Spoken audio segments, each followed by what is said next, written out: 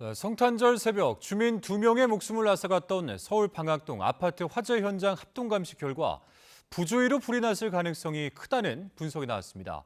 화재 현장에서 담배꽁초를 발견한 경찰은 화재와의 연관성을 들여다보고 있습니다. 또 닫혀 있어야 할 방화문이 벽돌 등으로 고정된 상태로 열려 있었던 점도 피해를 키운 요인으로 추정되고 있습니다. 안동준 기자입니다.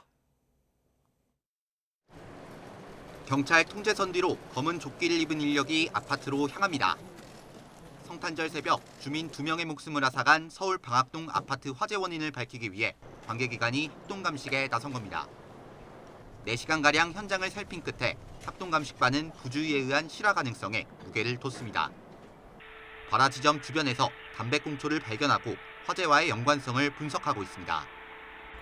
관계기관 간 합동감식 결과 정기적 요인에 의한 발화 가능성은 배제가 되고 인적 요인에 의한 발화 가능성을 배제할 수 없는 상황이 확인되었습니다. 합동감식반은 아파트 계단이 굴뚝 역할을 하면서 피해가 커진 것으로 봤습니다. 불은 3층에서 시작됐지만 연기가 아파트 계단을 타고 올라가 삽시간에 퍼졌다는 겁니다.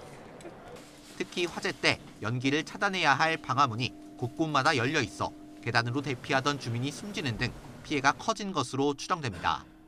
불이 난 아파트 단지에 있는 방화문입니다. 원래는 닫혀 있어야 하지만 이렇게 벽돌을 가져다 놓은 채 열린 상태로 고정돼 있습니다. 불이 나면 즉시 물을 뿌려주는 스프링클러도 16층 이상에만 설치된 것으로 파악됐습니다. 11층 이상 공동주택의 경우 모든 층에 스프링클러를 설치해야 한다는 의무 규정이 시행되기 전인 2001년 아파트가 지어졌기 때문입니다. 화재 당시 경보음이나 대피 방송이 제때 나오지 않았다는 주장도 나왔습니다. 제가 5시경에 일어나서 5시 30분에 출근을 했는데 그 당시에 그런 소리 들은 적은 없습니다. 조금만 더 주의했다면 피해를 줄일 수 있었을 거란 정황들이 등장하면서 성탄절 화재 참사에 안타까움이 커지고 있습니다. YTN 안동준입니다.